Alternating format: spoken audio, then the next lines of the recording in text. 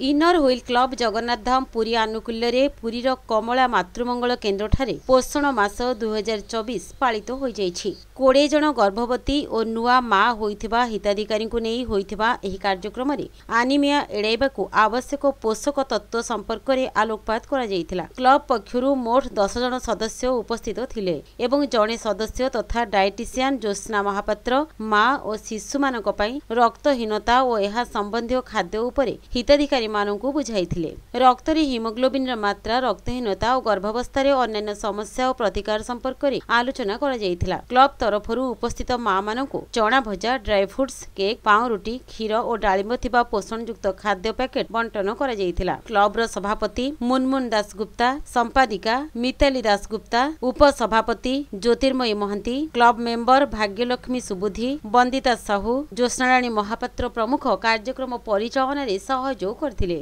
मो नाम मुनमुन दासगुप्ता, मु president inner wheel club of Shri Jagannath Dham Puri रो।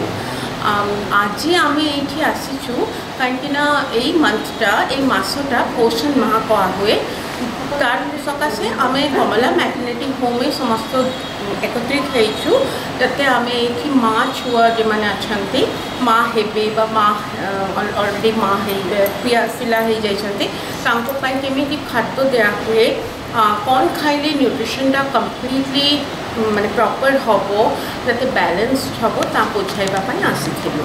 आम ये 20 पेशेंट्स को देखीछु और बाकी आम निज मेम्बर्स माने आम ये 7 आम खाद्य भितर आम भाजा छोला चना, रोस्टेड चना, ड्राई फ्रूट्स, पोमेग्रेनेट माने बेदाना, क्षीर, बन रुटी और फ्रूट केक देते मैंने बहुत भल खुशी आसी आमको भी बहुत भल लगे कि आम समस्त सहित कथा हो समस्त बुझे पारे।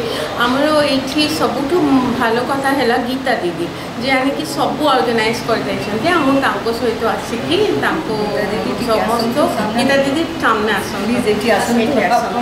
ऑर्गेनाइज से बहुत भल भाव ऑर्गेनाइज कर समस्त आम आसिक बहुत खुशी कि सेवा करें बहुत भल लगे तो सेटा आम कर फ्यूचर बहुत प्रोग्राम्स अच्छे regarding diabetes matter, world health day, diabetes day अच्छी, चिल्ड्रंस डे अच्छी किसी ना कि आम कंटिन्यू कर प्रोजेक्ट्स भितर से सब अच्छी वर्षटा सारा कर।